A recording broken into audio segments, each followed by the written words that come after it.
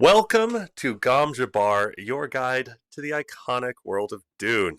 We'll be exploring the themes, philosophies, and characters found in the sandy depths of this vast universe, from Frank Herbert's groundbreaking novels to the adaptations on film and TV. My name is Leo. My name is Abu. Hot dog. Happy Turkey Day, everyone. We are talking about Dune Prophecy, Episode 2. That's right. Welcome to another live Q&A bonus episode. And folks, if you're hearing this after the fact, a quick reminder, I did say Yeah. live, which means you too can participate in these live streams and live What? recording sessions every Thursday at 11 a.m. Eastern. So sorry to our Pacific time folks who aren't morning people, but maybe you can try to join us one time. You can find that live stream and the live recording on the Lore Party YouTube channel. All of those links are down below in the description and the show notes. So check that out. And if you so please, join us for the next live stream. If you're hearing this after the fact, there's already people in the chat I'm seeing popping off in there, which is so exciting.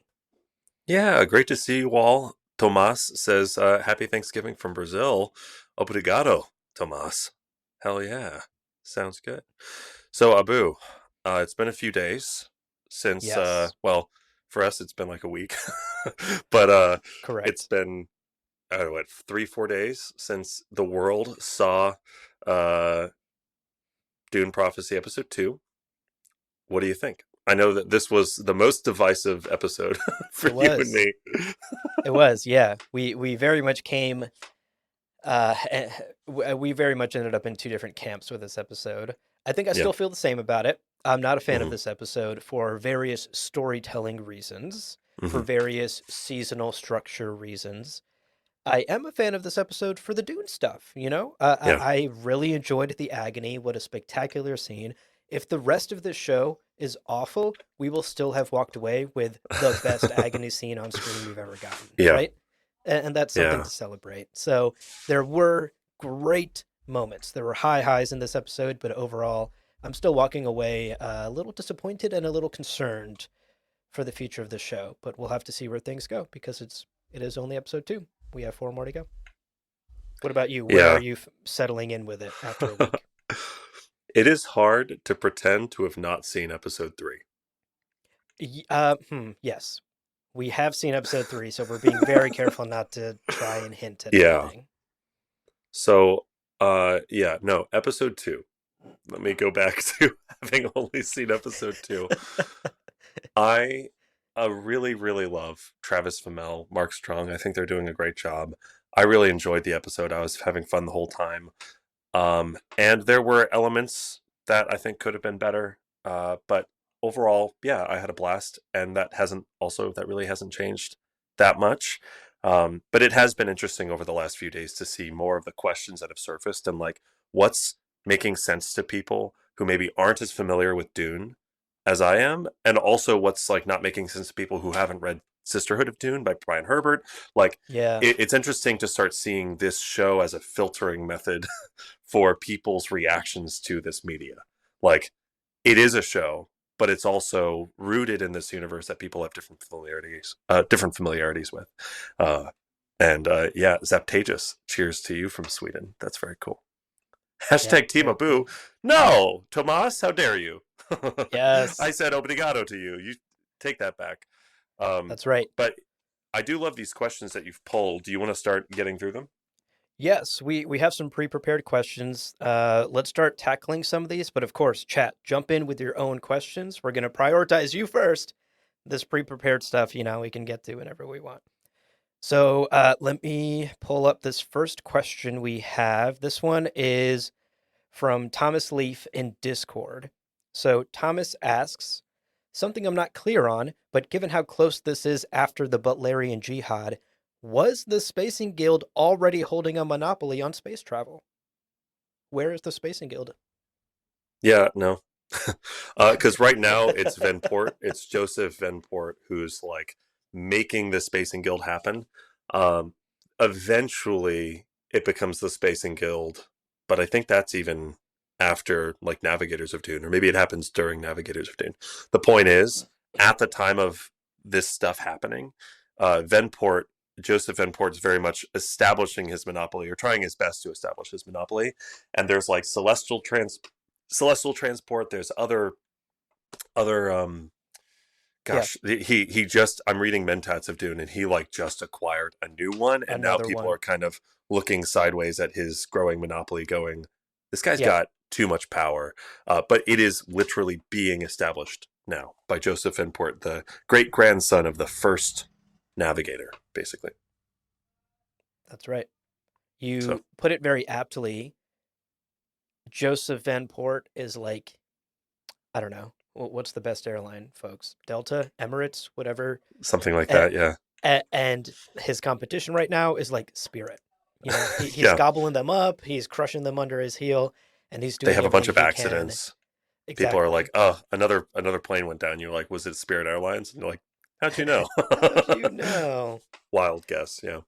So he is muscling his way to economic dominance at this point in the timeline.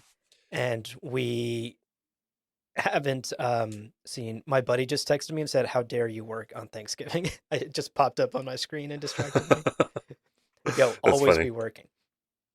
Yeah. No, don't always be working. Take time to rest. I should heed my own advice. That we don't stand by that. Yeah, that's not the official stance of God Yeah, Before. don't do as we do. No. Do as we say. Yeah. Thomas, thank you for the great question. I think a lot of folks are wondering where the Spacing Guild is in this show. I think it's still early, and we may not see them this season. It is worth noting that the Spacing Guild does have a monopoly on navigators. Like the navigator, the existence of navigators, space folding Yeah, navigators is exclusively Venport's junk. So the Spacing Guild does have a monopoly on that technology. Everyone else is kind of just like trying to fold space, hopefully, because they have Holtzman engines, so they can. But there's like a 20% failure rate, and so it's like, do you want to roll a 5-sided die, and on one everything on your ship disappears forever, because that's what it's like to fly on celestial transport. Meanwhile, they've got the navigators, so they can get there pretty well. So, yeah. yeah. We have some great comments here about the guild. Angie wants to shout out that one of the characters did mention the Spacing Guild Okay. in the episodes, and that is true. I believe there was a quick throwaway line about the guild. So they do exist. They're around. Maybe Aurelius Yeah. Venport himself is around somewhere, but we have yet to see him or the guild in the show. Yeah, and the show might play a little fast and loose with specific terminology. Like, I know that, like, in Mentats of Dune and in these books, there's a distinction between Venport Holdings and Venport Transport. With the Spacing Guild, there's a distinction. I don't know if that's going to be the case in this adaptation. That might be like unnecessary nuance that is just confusing for people who are trying to like place, okay, Venport, is that the same as the Spacing Guild or not? Sort of thing. Yeah. Yeah. Amber has a good follow up question here for us, too. Amber says, "I was a little confused on the timeline. After the Butlerian Jihad, aren't we in like a Dark Ages until Holtzman drops into orbit and gives us all the fancy tech that creates shields faster than light travel, et cetera, et cetera?" It's a good question, and this might be where like timeline stuff gets a little bit messy between the Dune Encyclopedia and Brian's canonicity. To be clear, Holtzman engines that fold space are retroactively called Holtzman engines, but they were invented before Holtzman. The space folding technology that allows people to travel faster than light has been around since like a couple thousand years after. It's like after we were off planet already. Like Yeah. we were exploring the cosmos. They were around, and they were safe and reliable because we had computers. So we are in now the dark era of not being able to use these engines because we can't calculate Yeah. safe passages. And that's where the like, and yeah, that Holtzman has his other, but I think he's still thousands of years before the Butlerian Jihad, isn't he? Because he was Yeah. hunted down. The end of his life is he's killed by Butlerians. He's like hunted down by Yeah. Butlerians. You So know what? We can fact check this. Let me pull this up real quick. While I'm doing that, do you want to answer Bill's question? Folks might be wondering, how are we able to watch the next episode already? we get We have screeners. prescience. We have we have prescience. We're both Kwisatz Haderachs, completely by chance. We started this podcast, and then we both awoken to our other memories and prescience. Hmm. No, we get press screeners, like Right. 5 days, 6 days before. So we got episode 3 2 days ago.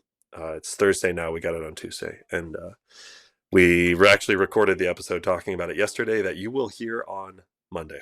So Yes, yeah, there you we have it. actually pre-record days in advance all the episodes that you hear, except for this live show, obviously.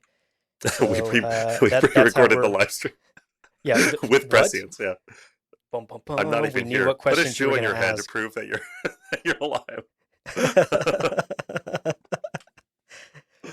This is a great question about the guild. I did fact check. So Amber had mentioned Holtzman, Yeah. and based on the encyclopedia, I just pulled up the encyclopedia on my computer. Based on the encyclopedia timeline, Holtzman, all of the Holtzman stuff, Holtzman's life, happened before the Butlerian Jihad. Because if Yeah. you'll recall from our Holtzman episode, he had overdue library fines for like thousands of years, Oh yeah. and the The Butlerian librarians. librarians murked his ass when he finally swung around the universe and came back again. Ruthless. So all of that happened before the Butlerian Jihad. They fucking murked his ass. So but Holtzman tech does exist by this time in the universe. So That's so shielding. funny. That's why we see things I like forgot about shields the and librarians. Yeah. suspensors. Yeah. So there's that answer to that question. Wow, what a great one. I mean, Thomas definitely opened up a can of worms here about the guild. Here's my take. I don't think we're Sure. seeing any guild members in this season yet. I think we're Yeah. hyper Same. focused on the Sisterhood.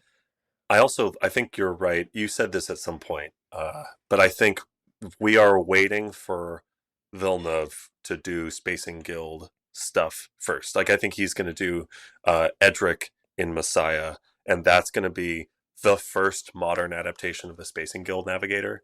And then we might see it in a follow-up series or something like that. Like based on our conversation with Alison Schapker, the showrunner and executive producer of the show, it Yeah. seems like Space and Guild, they will probably be looking at it more closely in future seasons if they get them.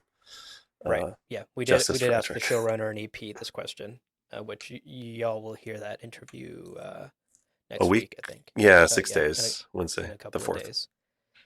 Tomas has a question that I think a lot of folks are wondering after Quinn threw out into the universe that Desmond might be related to Ixians or Tleilaxu. Yeah.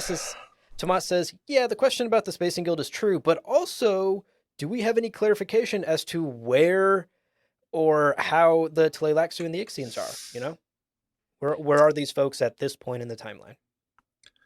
I Based on what cannot, we know.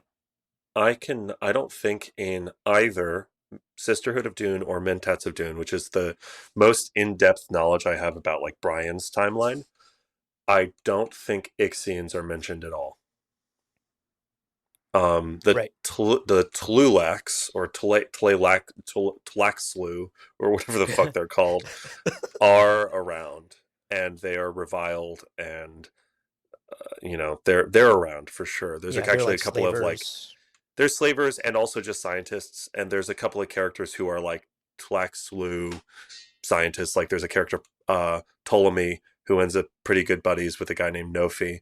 And then there's another one whose name I can't remember, Belklum or something like that. But anyway, there are Tleilaxu around, and they're reviled, but they're like scientists and slavers, and Yeah. generally they're considered like a separate faction, but they're around. Yes, Which again, or at least like an early form of them. yeah, Certainly not. I think the culture that we know by the time of right. like heretics. So they're around. I don't know that they're a major player. And I actually, as much as I love Quinn, and as interesting as his theory is, Yeah, I'm quite confident that we are not seeing Tleilaxu or Ixians in the yeah, show. yeah. I think the more, Certainly not in So season one.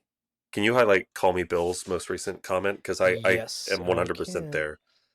I think we are seeing this. I think we are Yeah, seeing. can you read it for the folks listening on audio? Right. Oh, right. Gosh. Sorry. So Call Me Bill says, quote, I agree. I think Desmond is a failed Kwisatz Haderach, end quote. I think that implies intent, and I'm not sure if I agree on intent, but I think what we are seeing is the beginning of the breeding program that will aim to have the Kwisatz Haderach. I think we are seeing, the more I've thought about it and the more that we talk about it, I think we are seeing the Bene Gesserit learn what is possible, what powers are possible. And I said it on a previous episode, but I think we are going to see them say, wait, what if we could do that again? What if they kill Desmond Hart at the end of episode 6 maybe, and then they Yeah, say, what if we have our own Desmond Hart who's got all those powers but believes in what right. we believe in? Exactly. And then I think that's the breeding program, and that will become the long-term goal. And I can almost picture it now, Valia, breathless and blood splattered, going, Blood I splatter. have an idea. And the other sisters around her, as they're standing over his slain Blood body, splattered. blood splattered, all of them. There's a lot of blood inside Desmond So Hart, much blood. famously, so much blood. But I imagine them going, what if, and then Valia going, we need to do that again. And them all going, you're crazy. You've lost your mind. And her going, no, no, no. We're going to control them. That's what we should aim for. I Yeah. could see that being the thing. So he is the sort of proto Paul. We've talked about that. I'm more and more convinced that that's the way it's going to go. Yeah. Um, Zaptages actually has a great comment here related to this. Zaptages says, do you believe Desmond might be a proto-Kwisatz Haderach? Yes, I think you just stated that. I'm in the same boat. The D's Nuts Caddyshack is described as... Oh, I see. That's a Kwisatz Haderach joke. yeah. Is described as being able to be in two places simultaneously, which he shows when he kills Pruitt and Kasha in two places simultaneously. That's a very cool read on it. Yeah. Benedict Cucumberbatch plays the D's Nuts Caddyshack in this adaptation of Dune. Yeah, the two places in once, and also the shortening of the way. There's a lot of like references and kind of hints that maybe we're going a Kwisatz Haderach direction. I Yeah. also Tomas says the thing if Desmond Hart has fire magical powers, I will use the voice against HBO just like Valia did. Tomas, It's very bro. funny. Wow.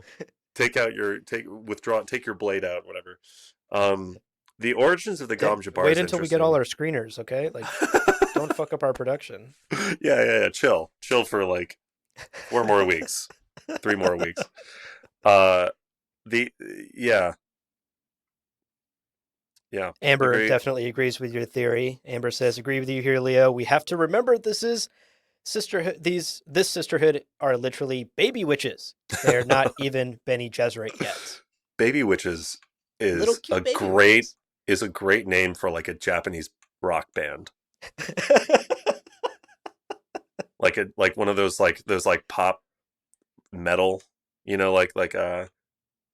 oh, yeah.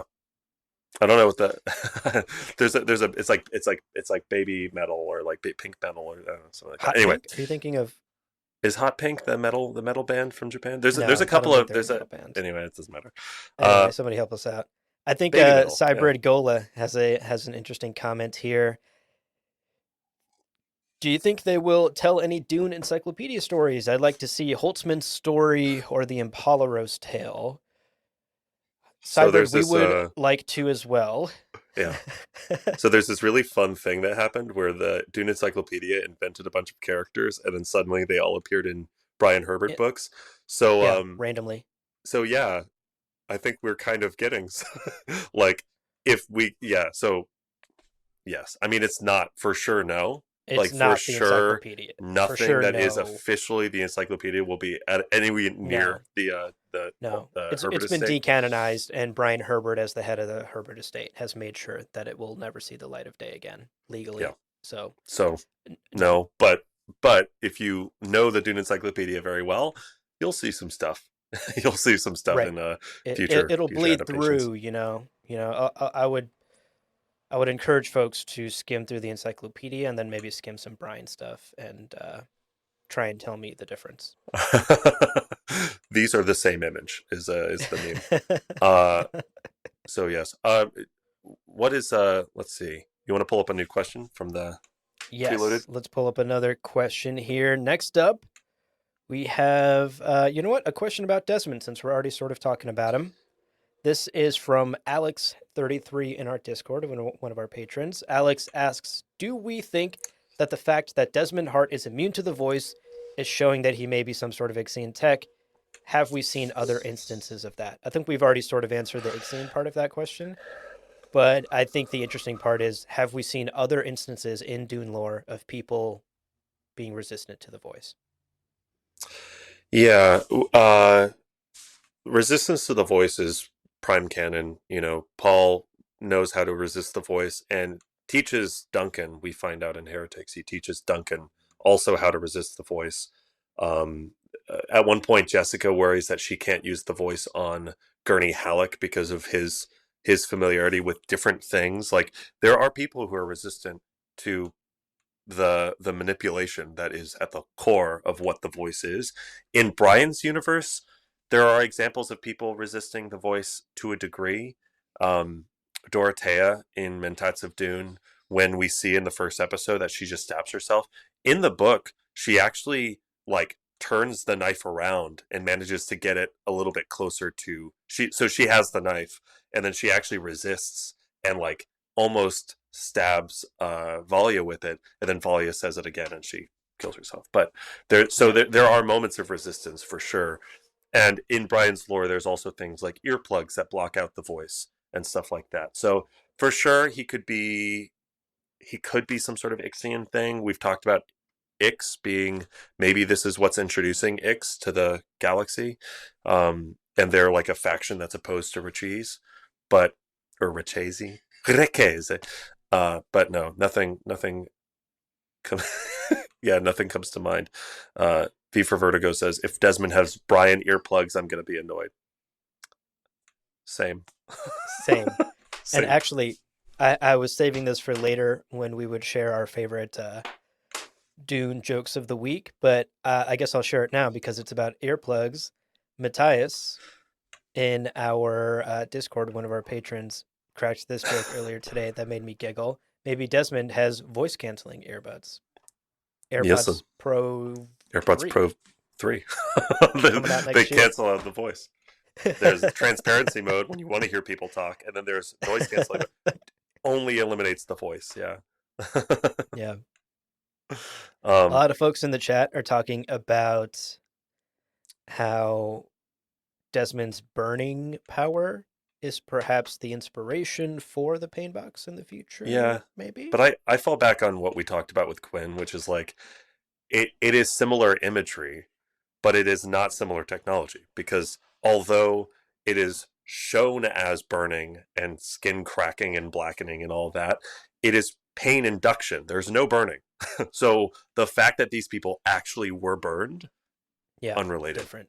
Feels I think different. this is different. If anything, it's closer to Definitely. like Sorceress of Rossic, Pyroblast, whatever, Yes. or Yes. microwave technology. It's something. Yeah, I don't think it's going to be related to that. That being said, we have seen the Gom Jabbar now in the intro, so the ring kind of dissolves into the Gom Jabbar needle. The two towers by the Bene Gesserit school are very Gom Jabbar coded, and also there's we're still in the world of like figuring this stuff out. So I could see the inception of the Gom Jabbar needle being a part of the show, but we'll have to wait and find out. Yeah, I agree. Yeah. All right, let's move on to another. Okay, this one's a quick one, but someone tweeted this at me earlier today, or earlier yesterday. I don't know. The days are all blending together. So Ikena Muad'Dib on Twitter asked me, "What if the prophecy is about Duncan, Idaho?"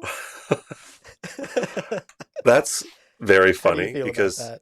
Duncan is kind of the main character of Dune. No, it's not. Yeah, it's. I mean, This one feels like a solid no. it is. It is again. Desmond is a little bit like the Timu Duncan Idaho, the Wish.com Duncan Idaho, but no, it's. Yeah, I don't think. People are throwing a lot of ideas out about what the prophecy could be about. Is it Desmond? That seems too obvious. Is it Paul Atreides? Maybe. I mean, the show started with literal text that said Before Paul 10,000 years Atreides, yeah. before Paul Atreides. So are we drawing a very clear line there? Is it Leto 2? That to me continues to feel less and less likely. Is it Omnius, the Overmind, Yeah. evil robot AI thing? Maybe. I mean, there was some mechanical clicking and whirring when those eyeballs showed up on screen, It so sounded very that's tech to me. maybe. And the relationship with tech and artificial intelligence seems to be a clear thematic through line of this show. So yeah, it's seemingly. I don't think it's about Duncan at all, but to Yeah. me, it's seeming less and less like it's about Leto or Paul either. I think we're leaning more technology. Yeah, Tomas says Duncan, Idaho is not capable of creating RFL. And that's a great point because RFL is a piece of all this. And as much as Duncan, Idaho can get blackout drunk on spice beer, he's not exactly out here threatening the existential existence of powers in the universe. And V for Vertigo follows up with the absolutely excellent "A great Chad is coming." A great Chad. This really fucking hot rock climber. He's going to Right. change everything. Uh, Tyrion RFL maybe alternately is just about sex prowess and sex appeal. In which case, Sexual Duncan would prowess. be like a extinction level event. Yeah. Angie has a great comment here I want to highlight. Angie says, "I do love the fact that the show has us all theorizing, and that in itself is exciting." So true. Absolutely. Yeah. That's the fun I part, you know. I gotta say, I always wish that I was young enough yeah. to have watched Lost live, and then had Oh like yeah. week by week gotten to like geek out about Lost with my Oh my friends. gosh. I watched it later in life and just like binged the whole thing in my basement on a sad weekend alone. So I didn't get that like week to Classic week experience. I didn't get that like week to week, season to season, like unravel this mystery box show and talk about You it know, with your same. friends and Yeah. come up with crazy theories. That to me is the best part of television. I love television, and the Yeah. best part of it is geeking out about it with people who are just as excited. So Yeah, I like the storytelling and the art of it is all excellent, but for sure there's an extra Z dimension to like talking about it with your friends and stuff. I also think like this is I love Dune so much. If you couldn't oh, tell from what? I know if you couldn't tell from 4.5 years of Gom Jabbar, but I think the thing like to hear people talking about it, like I just got to Arkansas and I have family in the car being like, have you started watching Dune Prophecy? And it's like, Um, woo, we're all talking about Dune. This is but so also, do you sick. know who I am? But also What do you think I've been doing for 4 put years, some Mom? fucking respect on my name.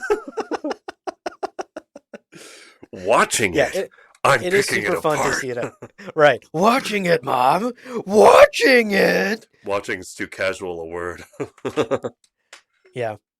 No, it is fun. It is exciting to see it out in the wild and to watch Dune permeate Yeah. the mainstream in a Yeah. way that, like, I think longtime Dune fans certainly have not experienced. It's been this thing in the shadows that we've all enjoyed for so many decades. Yeah. Yeah, for sure. Here's a Call. fun question. Oh, sorry. Yeah. You No, were no, gonna. no. Yeah, you're yes, let's talk about that one. Okay, let's talk about this question from Lass in the comments. Is the empire patriarchal? I always thought the Bene Gesserit moved in the shadows because there are limits to how much direct power women are allowed to hold in their society. Great Uh question. Great question and kind of. I mean, the thing to note is that like House Carino only exists for the last like 100 years because before House Yep. Carino, they were all named Butler. Like Serena Butler and Johann Butler, like they are that's the family. And the family, because of the Battle of Corin, rebranded themselves as the emperors of the universe as the Carinos. So the thing is, like the universe right now is in its infancy. They're figuring it out. They're trying to figure it out, and coincidentally, it has fallen on Havako Carino is, I guess, the son of he's the son of Roderick Carino. Roderick, sorry, not Roberto. Yeah, Roderick.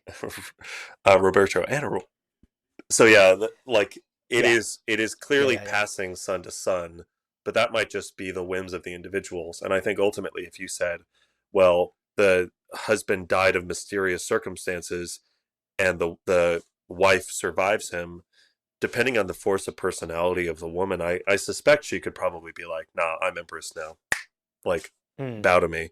And I think Interesting. that that could probably work. I don't see anything in like the convention or any like official agreed upon rules that no, you cannot be in power if you're a woman. It's just kind of like how things have kind of shaken out. That's my sense, but also there might be something in the like machine war books that says like, hey, we've decided that this is going to be the way it is. I don't know. What do you Yeah, think? I would disagree with that because I think it is patriarchal, and it's quite clear in the show, at least, that it is. Because Yanez is clearly the next in line, right? Constantine fuckboy, we know, is has no right to the throne. He's her half sibling, right? Something. He's like a bastard child, basically. Yeah, yeah, And Yanez technically is the only heir to the throne, but Yanez is being married off to Pruitt Richesi, who will then sit on the throne as emperor. She will not rise to she couldn't solo rise to the throne as empress in this situation, without being married to someone who would then be emperor. I think also there's the indication from Pruitt's sister that she was just like sent off to some backwater planet while Pruitt yeah. was involved in the Richesi Yeah, family politics. So like her being sidelined, even though she's the elder sister, she's still here playing politics and involved in some way. It's not that she has no agency or involvement within the family, but I do think it's very much like our real world. It's very much like a male first yeah, universe. but is that do we have any sense that that is like an agreed upon convention of how everyone's No, I like mean said? patriarchy doesn't have to be agreed upon. The Constitution Yeah, that's doesn't true. say That's true. presidents have to only be men. Patriarchy is an Yeah, implicit, that's true. sexist, institutional, cultural That's true. I thing. guess I was yeah, I guess I was thinking about it as like a constitutional thing. But yeah, okay. Yeah, So from that I lens, don't a think it's thousand percent. codified Yeah, law. yeah, yeah. Yeah, yeah, Yeah. yeah. Well, because there are Good there are question though, cultures Les. that had codified law that said, X, Y, and Z, but like Oh, so certainly. I don't Yeah, yeah, I yeah. don't think this A is lot of a a situation of lot of codified religions law. also like codify Yeah, what men and exactly. women Like can women do. can't Right. be priests and stuff like that. So for Exactly. sure. Okay. Yeah, I don't Yeah. think it's that. Like, I do think like to whatever extent, like people in the Imperium, like women in the Imperium, can do Yeah. have many rights, but I think culturally it is still a patriarchal society in which men continue to dominate. Yeah. Like well, and another example is like if Johanna, Serena Butler, whoever the butler was who was leading the Butlerians before she died, putting Manfred Tarando in charge. Yeah. Before she died, she was leading one of the most powerful factions in the Imperium. Um, and no one, I don't know. So, yeah. But that I think that answers the question. Um, but Takako points out by the time of Paul Atreides, women can't inherit the Golden Lion throne, which is why Paul has to marry Irulan. Yeah, that, and I think, and again, maybe that's just House Carino is like again, I'm not, is that codified? Takako, do you remember? Is that like a codified rule thing, or is it just because misogynists be misogynisting? Right. And House Carino's a shitty family of like men first. Um, Yeah. Now there was that I a would love to fact check this at some point, but now I'm wondering, the encyclopedia does have a list of emperors, yeah. and I have never actually gone line by line through that list. I wonder if there was ever an empress in the history of the Imperium. Well, as we're talking, I will pull it up. Let's see. I'd have to fact check that.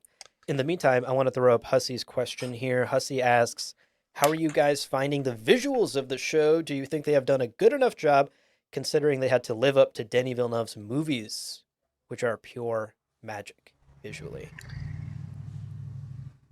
I think they're doing What do you great. think, Les? Oh, what did? Yeah. I mean, I think visually they're doing an incredible job. They've been very smart with the camera angles and making sure that we're really focusing on like the people talking. And honestly, between the first two episodes, there aren't that many crazy sets, but it still feels like a very fleshed out world. And I think episode two has the spaceport, right, with Yeah. Dortasia and Valia. Like that whole Valia, right. scene was so fun. Salusa Secundus has been beautiful. Zimia looked great. So like I'm loving it. I think it's beautiful. What do you think? I agree. I think something you've said on our episodes a couple of times rings true for me as well. We're seeing worlds that are lived in. something that we were sorely missing from the Villeneuve films, where we hyper focused on our main cast and practically saw none of the rest of Arrakeen Right. and only saw extras in the background of a siege, right? This is a world in which we are seeing commerce take place on that docking port that Valia and at the Acolyte arrive at. And so we're obviously, as much as I hated it, we're still seeing the club scene where people are recreationally doing things. It's a lived in universe where more than our main characters are actively doing things on screen.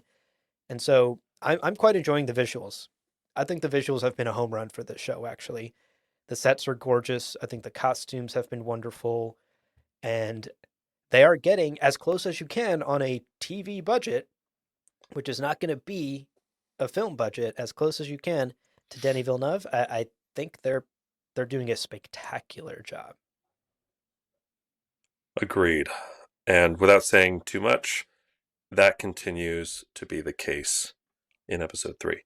Um, I do see from the year 803 to 883, there was an empress named Alia the Hey, First Solusa.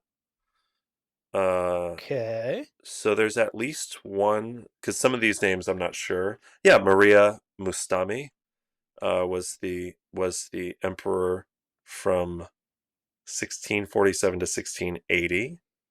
So at least according to the Dune Encyclopedia. Now, ultimately, we don't know the circumstances of those. If that was like they were acting because their husband, the rightful emperor, was gone or something like that. But at least according yeah, to the Dune Encyclopedia, there have been a or couple it of could be empresses. like a situation where the husband is quite young or a child still, right? And you just kind of have like a Cersei from Game of Thrones situation, Yeah, yeah, yeah, yeah. just sitting on the throne until the rightful heir comes of age, sort Right. of situation. Oh, that's But interesting. Yeah, still, that's fun to see that in the encyclopedia we did see some women sitting on the throne itself. That's dope. But yeah, that again, speaking of patriarchy, I think that is outside the norm, right? We're not seeing yeah, a for equal sure. representation of like No, 50-50 nope. men and women No, no, no. rulers. Of course not. Yeah, yeah, All yeah. right, let's hit up another question we had pre-prepared here. This one, where's this one from? This is one I found on Reddit, so be prepared. Simar Beer on Reddit asks, "Is Valia setting things up so that Harkonnens will be in power, not directly through the crown, but through keeping House Carino on the throne, but weak?" So basically, is Valia's long con here actually not to get an empress on the throne, but to help her Hmm. house, House Carino, gain power through manipulating the Carinos? I am doubtful because we don't know a ton yet about like Falia and House Harkonnen, but we do see that she's rejecting their requests for a truthsayer, Yeah. and that feels like even if she was being equal to everyone, she would grant them a truthsayer because she's granting truthsayers left and right. So Mm-hmm. why be particular? There's that idea of like maybe she's playing to not being favoritism, whatever. But that seems extreme. So I don't know. I'm doubtful. Also because in 10,000 years, the Harkonnens don't become crazy powerful.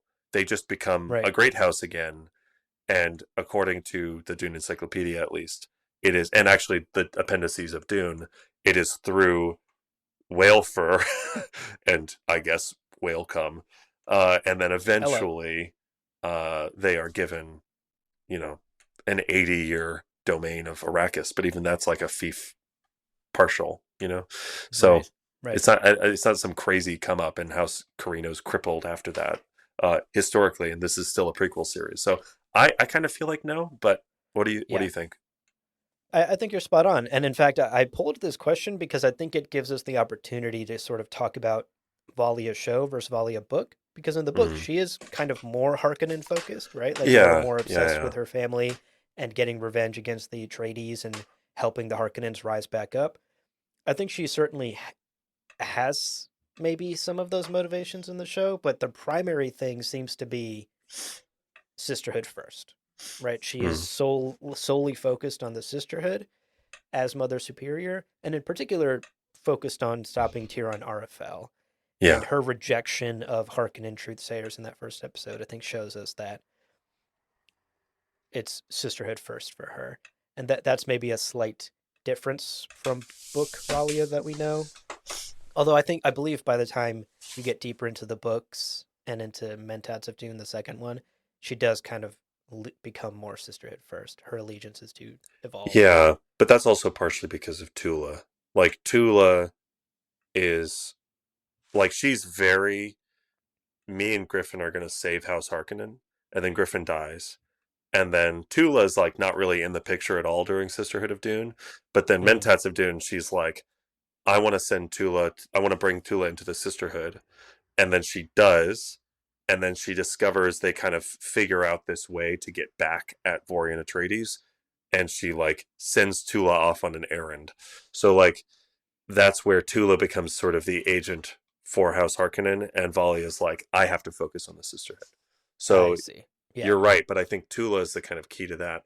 And in this show, Tula is right there, right from the beginning, and it's a Yeah. little less delineated between the two. So, I mean, again, I think they're just as characters, they're much more fleshed out in the show with like Yeah. agency and perspectives and opinions. But Yeah.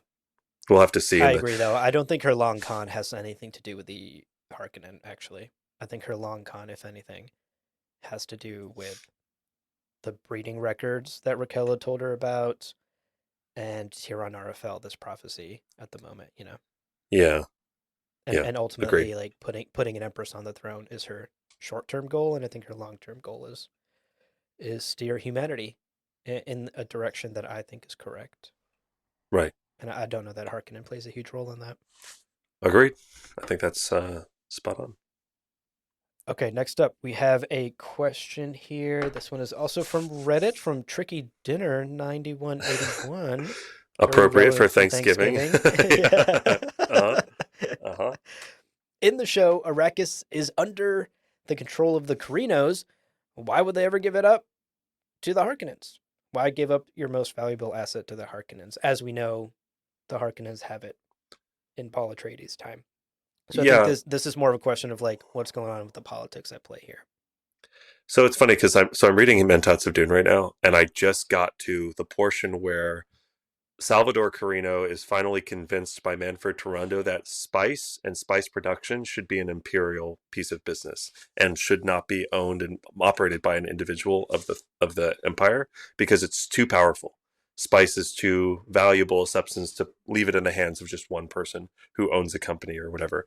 So it's I'm kind of seeing this shake out a little bit, but the thing to keep in mind with House Harkonnen having Arrakis, quote unquote, is that they were given Arrakis to manage spice production under fief partial fief control, and it's a contract that can be revoked at any time and they can be evicted at any time. They are stewards of Arrakis until their contract is up. And Yeah, they're not giving it away to the Harkonnens. And if the Harkonnens didn't deliver on certain expectations of spice exactly. production or whatever, they're out. And that's also why House Harkonnen is so awful to the Fremen because they only understand control through subjugation and through violence. And so 80 years our people suffered under the House Harkonnen, and that's because the Fremen fuck with spice production, and House Harkonnen wants to make as much money as possible in addition to fulfilling their contract for the Emperor. So, you know, Arrakis is under control of the Carinos. Doesn't happen yet in Mentats of Dune where I am. Maybe by the end, or maybe by Navigators of Dune, it's under. But again, Haviko is a child where I am in the book, so it's a little, it's a little hard to say. Maybe that's going to be Yeah, something that I get to in later in the book. But yeah. And I yeah, think in what? a larger like Yeah, political economic sense, it Arrakis is the most important planet in the Imperium. It provides the most important resource in the Imperium. So it is a bargaining chip. yeah, If House Carino, if the Emperor were to say, no, this is, I keep the Transformer toy, no one else is ever allowed to play with it, yeah, people would rebel, right? Like people would be like, well, we're going to attack you then, right? Like I'm yeah, taking your toy from you. I want to play with the Transformer. And so I think in order to keep a tenuous peace and stability within the empire, both economically and politically, it Hmm. is in the best interest of whoever sits on the throne to share Arrakis in a way that quote unquote feels fair enough to other houses, to pacify them a little bit. So I think that's where the contract comes in. Like we pass Arrakis around to people, you get a contract. We hit you with that Apple 70 with that 30% cut. Um, Yeah, yeah, yeah. and so like I think that is the impetus for why House Carino would give it up, because you don't want every other faction in the Imperium coming at you because you're being too greedy. Yeah, there's a lot of optics in like imperial control, and that's also why they don't outright. That's why they disguise the Sardaukar in Harkonnen livery, because if you're seen doing shit, people will call you out for it and can topple your throne. So, yeah, that's a great point Yeah. for sure. Next up, we have a question about other memory, and this our Discord was really chatting about this a lot in the last couple of days. There was a lot of confusion about how other memory was the technicalities, I suppose, of other memory. So this is actually a question I pulled. I believe this was from Reddit. Jeremy DeVos says, if I recall correctly, other memory is only genetically inherited. So does Dune prophecy break the lore? He goes on to say, or they, excuse me, they go on to say that wouldn't the memories you receive from your mother only be up to your birth? Basically, Yeah, wouldn't it be passed down up to the point of conception? How would, for example, Dorothea know what happened after she died in that first episode? yeah. So yes, yeah. Dune prophecy. Yeah, yeah, yeah. It breaks the lore. Yep, lore's broken. Has been for a while. Yeah.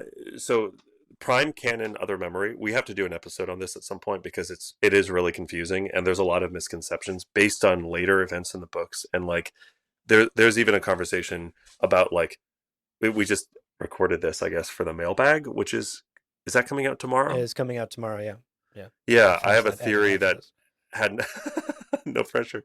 I hadn't even considered this, but like Jessica never awakens is like a theory that I have, because she doesn't have any evidence of other memory anywhere in Dune, and we just kind of assume she has it, but we don't get any prime examples of her having it. She's given Mother Romalo's memories, but that is similar to in like Heretics of Dune when people give each other their memories. So it's like Yeah, there's given memory and then there's genetic other memory.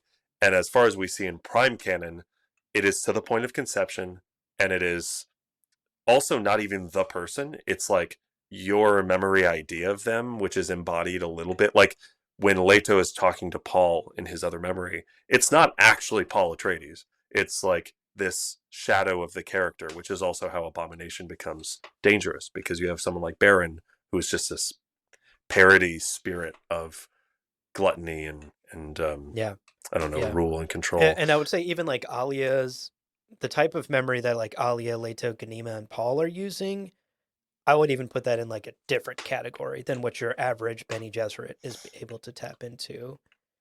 Because I feel like they are a very unique case because of their preborn nature, because of all the Yeah, things we sans know about them Paul. as like Yeah, Kwisatz Haderachs, you know.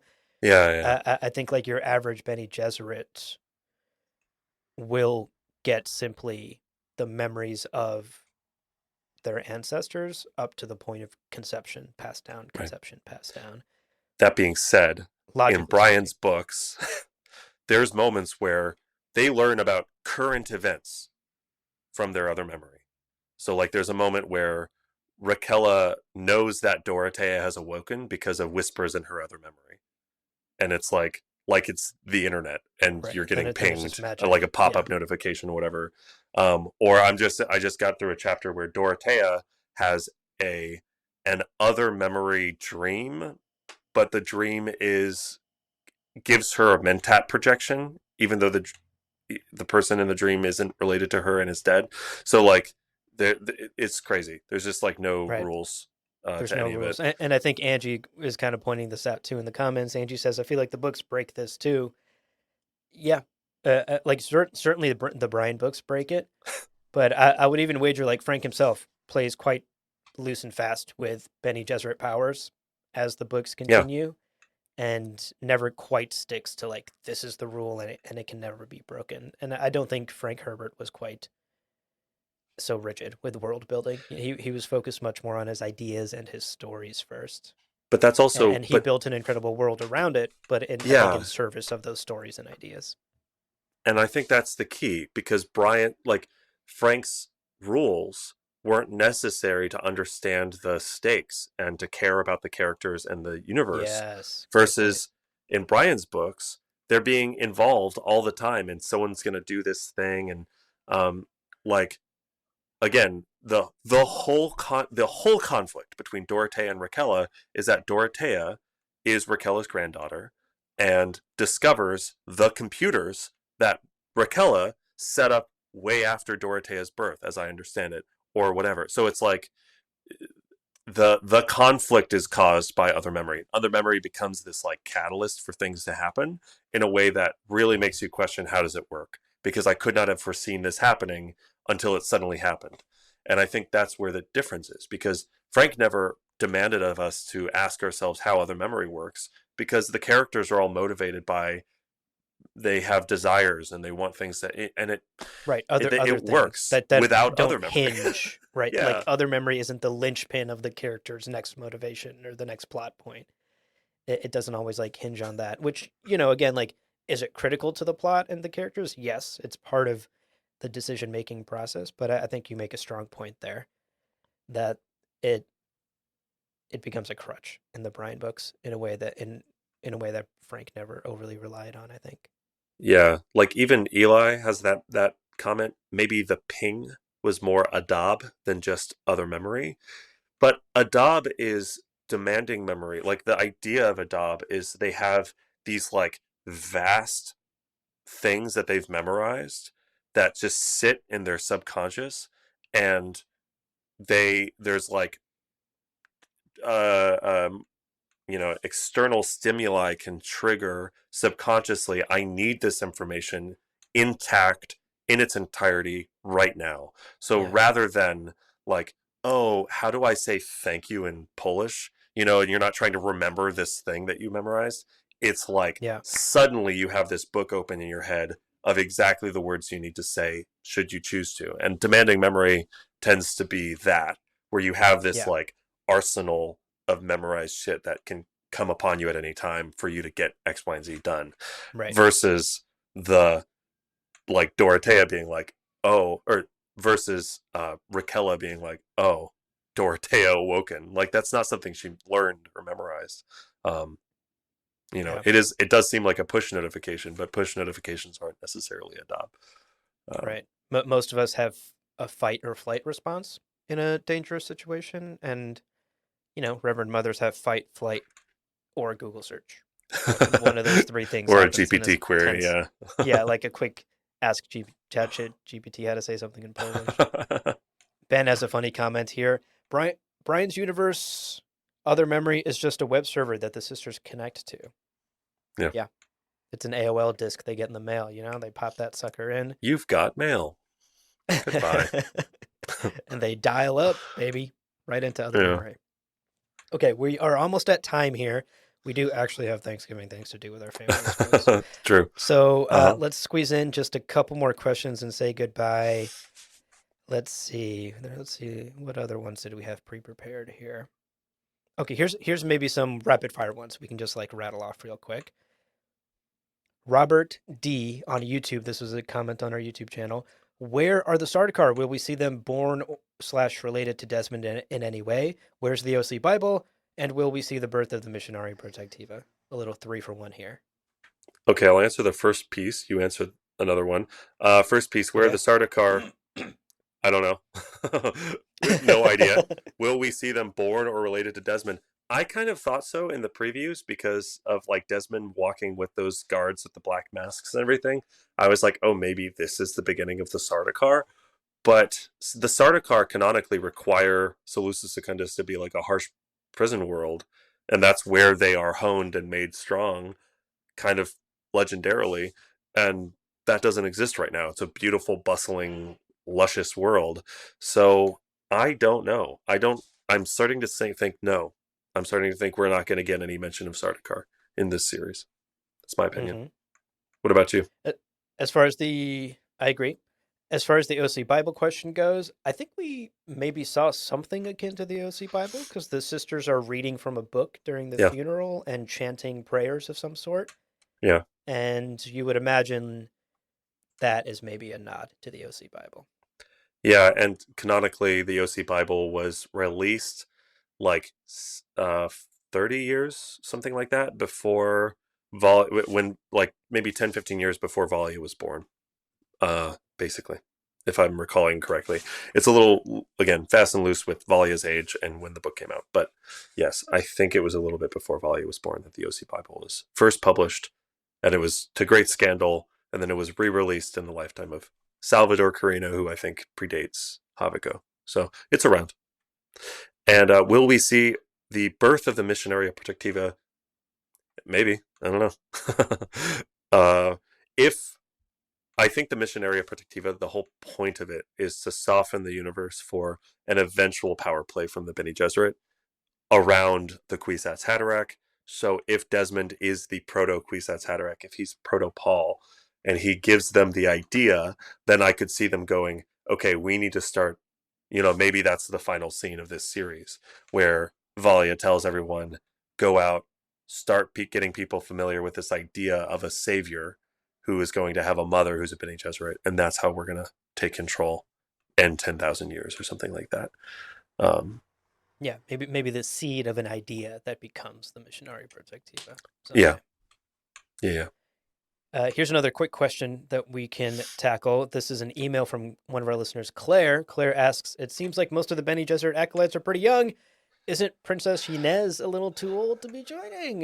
Why wasn't she recruited when she was younger?" People come to the Bene Gesserit at different ages. I mean, they find wild talent out in the world, and you don't have to be young. Like Mentat training, you kind of have to be really young when you're doing Mentat training. Bene Gesserit training is best done when you're young, but we see like Faradin get basically indoctrinated by a good teacher. So like it's doable for older people. It's Yeah, not a huge deal. it's more difficult. It's like learning a language. Later in life, Yeah, it is going to be more difficult to learn a new language because you're just too entrenched in the thing you've been doing for 20, 30 years, whatever. but I'll also say I kind of get the impression from the scene in episode 2 where Yanez and Kieran Atreides don't bang. Mm-hmm. She says that Kasha had taught her things as she was Yeah, growing I up. think she's been softly primed her whole life. And so I think she knows quite a bit more. Like she's not Yeah, an acolyte who's arriving at the school knowing nothing, and now you get to learn because of her station as the literal the soon-to-be princess. empress, the Yeah, princess. I think they have done what they can to give her like her study abroad education, and now she's going to really get fully yeah, indoctrinated once she's at the yeah. school. I think that's the And idea. I think that's quite clear given the Kasha, like the maternal Kasha relationship. That priming is quite clear. Like Yanez has been, excuse me, Yanez has been prepared her whole life to want to become a Bene Gesserit. She's like, she bought into the propaganda, right? She's like, I can't wait to be a Reverend Mother, bro. Let's go. She like, she has been prepped her whole life. Yeah, There's a reason Empress Natalia is skeptical of the Bene Gesserit. right, right. But her daughter Yanez is not, and in fact wants to be one because Kasha has been prepping her for years. And Takako points that out really beautifully. Yeah, Yanez already seemed to know how to apply Valia's instructions to calm down. So yeah, Yes, she already great, has these kind great of. one. Yep. Yes, thank you for writing it again, Takako, as a single message. Yeah, Yeah, so I think that she has clearly already learned quite a few Bene Gesserit lessons. And it's just her station as the emperor, as the princess, that has kept her from the standard method of like bring her to the planet right away and get her, you know, whatever. So yeah, good question, yes, though. good one. Here's another one from Claire. Claire had a great email that was full of many questions that we maybe will tackle in a future episode. Claire also wanted to know, can you explain a little how the Bene Gesserit insinuated themselves into the great houses? Like, did they develop the skill of truth saying in part to make themselves useful and indispensable? How do they earn the trust to be so close to the Emperor, basically? It is. I don't know that I don't know. We, as much as we were kind of promised this series would be the origin of the Bene Gesserit Sisterhood, the Sisterhood, as it is called right now, we haven't seen exactly how they kind of made that initial introduction. Yeah, And we see, you know, we see moments in Brian's books where a character demonstrates their worthiness by like outing someone in a moment, right? Like Dorothea in, I think it's in Mentats of Dune, actually catches Emperor Salvador's wife in a conspiracy with with basically embezzling money. And that is a moment where then Salvador goes, "Oh my God, Dorothea, she's great." And she actually, they have Dorothea do a like one-on-one against the interrogator who like tortures people to get information to see who can get more information out of someone. Um, it's very weird. But the point yeah, is, there are these moments, and then that person is then trusted and brought in, yeah.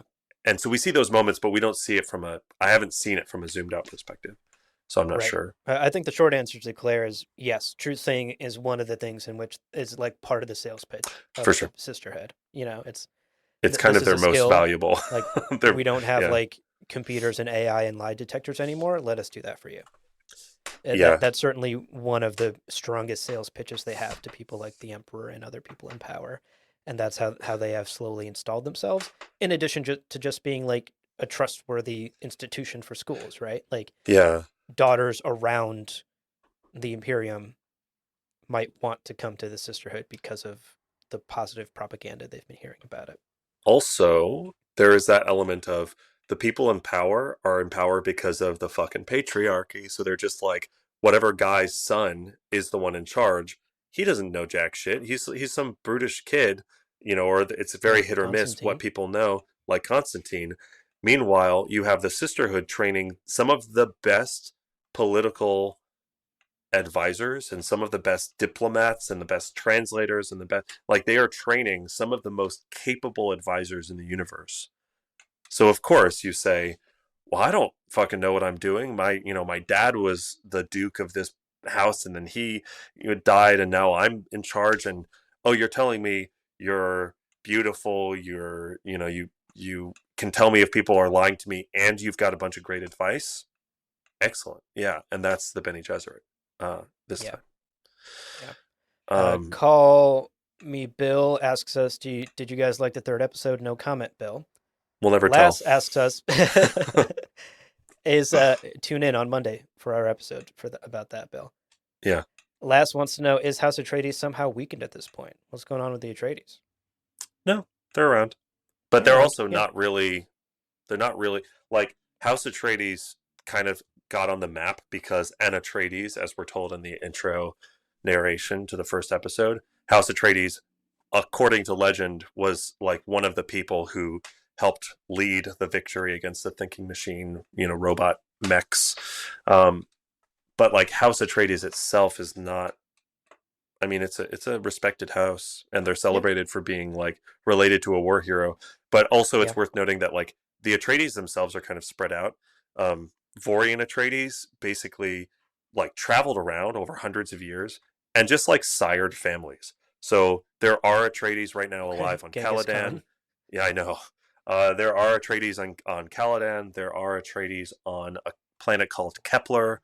There are Atreides on these like different planets, and they're around, but it's not like a unified great house. And even the ones that are on Caladan, they're kind of just a family in this one area. It's not like they aren't like a huge, Yeah. political force yet. Yeah. Because I'm also Which I getting the think is sense a that great reminder that we are yeah, we are still seeing a very nascent like Imperium. yes, This is only a exactly, hundred yeah, years into this brand new form of imperial government and right, power structures.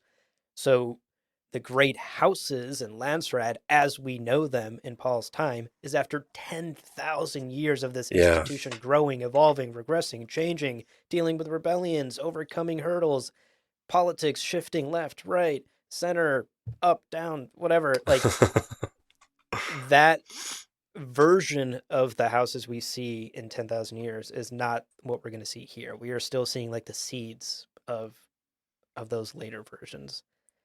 Yeah, and I think even canonically, like House Atreides only gets Caladan and like as a political faction. So that's the other thing, right? Like the Landsrat or like the everyone who gets together to decide what's going to happen in the Imperium is kind of planet by planet at the time of this stuff. It's like who's in charge of the planet, and then they have representatives who are at council and negotiating trade deals and stuff like that. And there might be like family-owned businesses, but we're not yet at the point where you have like established houses like House Harkonnen and House Atreides who then are given planets or multiple planets to govern as part of contracts and things like that. Like Kaladin is given to House Atreides at one point, and that happens later, basically. So yeah, Yeah. we're not yet to the point where there's like the house as an institution that can be moved planet to planet.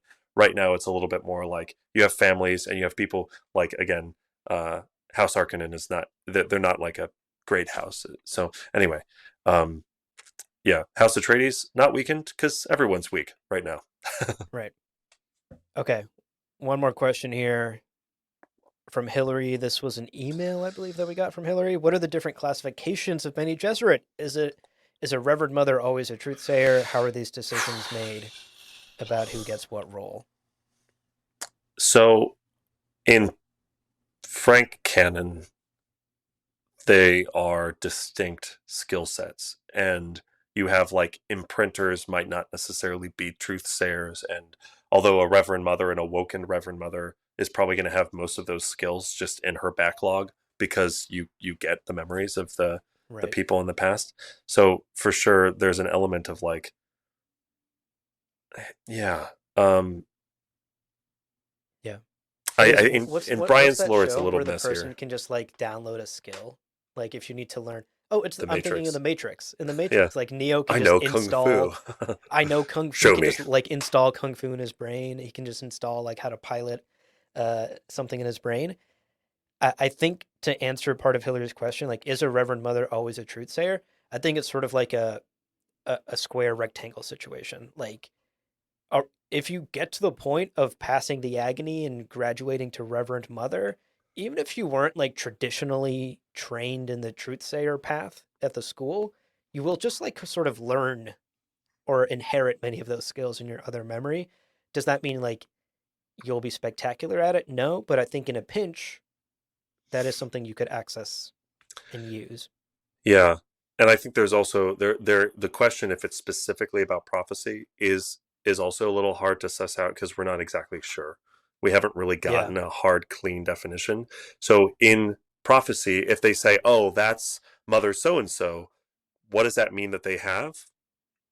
It's kind of hard to say. Like initially we were thinking they were just dodging the other memory thing altogether because in the first episode they were like, "Oh, mother this, sister this," and that's all the delineation we had. But in episode 2, we see the agony. We see this explanation of other memory and this, if you do this, you'll have these people you can talk to in the past. So now it does seem like Tula and Valia have other memory and have some other junk going on. yeah. But I also don't even know for Valia sure. truth senses in her interrogation with She does, Desmond, for but example. also so do the acolytes. The acolytes do the same thing in their like truth sense test, so that Yeah, you're able in to do the class. truth sense without being another Reverend Mother. Yeah, So, yeah, yeah, like, yeah. I think has that's just a Tula skill gone anyway. through the agony, for instance? Do we know? And we haven't gotten any sense that she has for sure. Maybe Right. she has. Yeah. I can't recall. Does anyone in chat remember if they've ever called Tula Mother Tula? Or have they always referred to her as Sister Tula? I don't think she's been I referred to can't as Sister Tula. I think she's considered a Reverend Mother. yeah.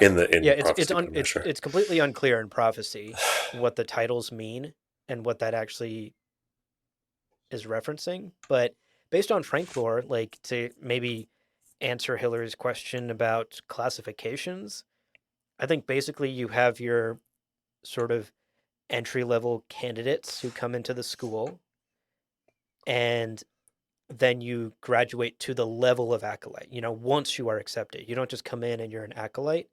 I think once you are committed to a path along the sisterhood, once you pick a major, quote unquote.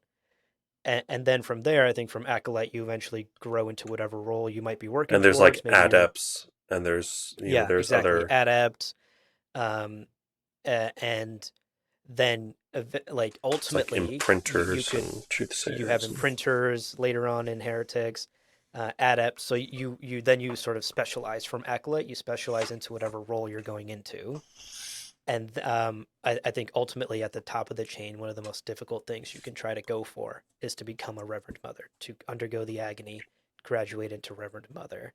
But we see in Heretics and Chapter House, even among Reverend Mothers, there are further classifications that people yeah, specialize down into. Like Belanda, for example, is a is a archivist. mentat. She's Oh, also a mentat. yeah, as a yeah. Yeah, But and, there, but and for so instance, there are. It's like it is strange to think about a Reverend Mother who has awoken memories, who has like millions of lives, and not one of those people was a mentat. So the fact that there are still Reverend Mothers who have awoken memories who are specifically mentats, I think in Children of Dune we get the the differentiation of Leto says there's something very different. Like that's why he has to practice the balisette, because even though he has balisette players in his past, that doesn't mean that he can suddenly play the balisette. So yeah, there's a distinction between like what other memories and other lives have you had and actually doing the thing, and depending on what that thing is, that's a whether it's great, like yeah, imprinting or mentating or whatever, yeah. I you forgot actually have about to the do it a bit. balisette thing. That's So true, especially a physical thing like playing a balisette.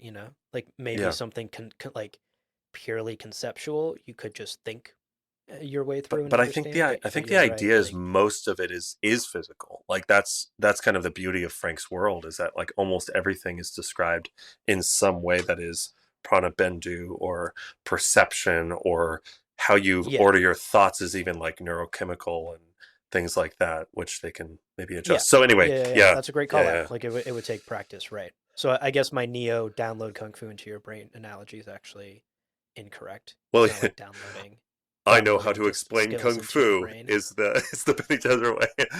Yeah, I know the exactly. I theories could of I kung could fu. explain the theory of kung fu to you, but like my muscles are not attuned to kung Show me. fu. No, Yeah, I'll explain it to you exactly. now. Yeah.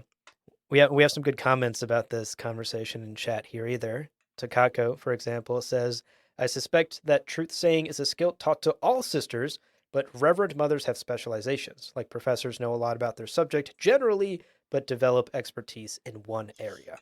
Yeah, that sounds That's that's that a sounds that's a cool very thought. Yeah. plausible. Someone Uh, said Angie says Ryan, I believe believes she's Tula a is a mother. mother, says Ryan. Angie says that on the official Dune Prophecy podcast, they called her a Reverend Mother. Yeah, So that perhaps she's tracks. graduated. Oh, here we go. Angie clarifies. They made a point to say Tula went through the agony. Okay, so they really said she was a Reverend Mother. But the other sister who Valius sent in as a spy on Tula was Oh, not a Reverend Mother. oh, I what's see. her The name? older woman that comes in and Yeah. checks in about the Rossuk poison. Yeah. Okay, Interesting. interesting. Well, yeah, cool. So yes, that. It's a fun thing. Yeah. Hmm, I would love okay. to I would love to see like I don't know like a what am I thinking of? Not an org chart, but Like a flow chart like or a like a developmental. like a development chart of the Bene Gesserit school. Like in the Yeah, pamphlet they give you like here's the paths you could take in your career at the Bene yeah. Gesserit Sisterhood School on Wall The of Pine. RPG skill tree. Yeah, I would love to. I don't think this exists out there. I don't think it exists in the encyclopedia, but to see just like what training and what skills are involved and what growth paths and specializations you can go down in the Yeah, sisterhood. It's nerdy stuff. I mean, it's very like Jedi adjacent, like this is why I love um, Jedi stuff because it's very cool to see the different ways that the powers are utilized and specialized in among all the different candidates. Okay, folks. Well, as usual, we've gone longer than we wanted to. It is Thanksgiving, so we're going to wrap it up there. Thank you for everyone for hanging out yeah. for so Thank you for long with chatting. us. This Yeah. was such a blast. Hopefully, we will catch all of you next week as well for the next live stream about episode 3. So, as a reminder, our episode 3 live Discord hangout will happen Sunday night at 9 p.m. Eastern for episode 3. And then the very next day, our deep dive analysis and review of episode 3 will go up on all podcast feeds and Patreon feeds Monday morning. And then next Thursday, we will be back here on YouTube for another live Q&A to hang out with y'all and chat about episode 3. But that's it for today. Let's hit a quick outro here to wrap up this episode, and then we'll say goodbye and go stuff our faces with food. Now, folks, before we let you go, a couple of very quick reminders on how to support the show and keep in touch with us. The 2 best ways to support us is to become a patron, patreon.com/GomJabbar, ad-free episodes, bonus content, behind-the-scenes stuff, a lot of goodies over there. You can also check out our Dune-themed swag on our merch store, GomJabbarShop.com. All of those links will be in the show notes below for you to check out. Also, we love to hear from you. So email us, gomjabarpodcast@gmail.com. Best way to get in contact with us. We respond in 1 to 3 business years. And ultimately, love to see your questions, your comments, your concerns, your hopes, your dreams, cute pictures of your pets, your favorite species of bird. Whatever it is, send us your thoughts. You can also join our Discord. You can also show your support for what we do here with a one-time financial donation. We have a buymeacoffee.com link. That link is in show notes as well. If you have subscription fatigue and you just want to let us know that you like what we do. That's right. All right, friends. Oh my Thanks for God. hanging out. Wait, Cybrid Gola, may your knife not chip and shatter while carving turkey. There Excellent. you go. Excellent. That's a wonderful note to end today's episode on. Happy Thanksgiving, y'all, for the folks that are celebrating. Hope you enjoy. Hope you have a lovely, restful holiday and spend some great time with people that you love. Thank you for hanging out with us. Yeah, we will see you on the next episode. Take care, folks. Bye. Bye.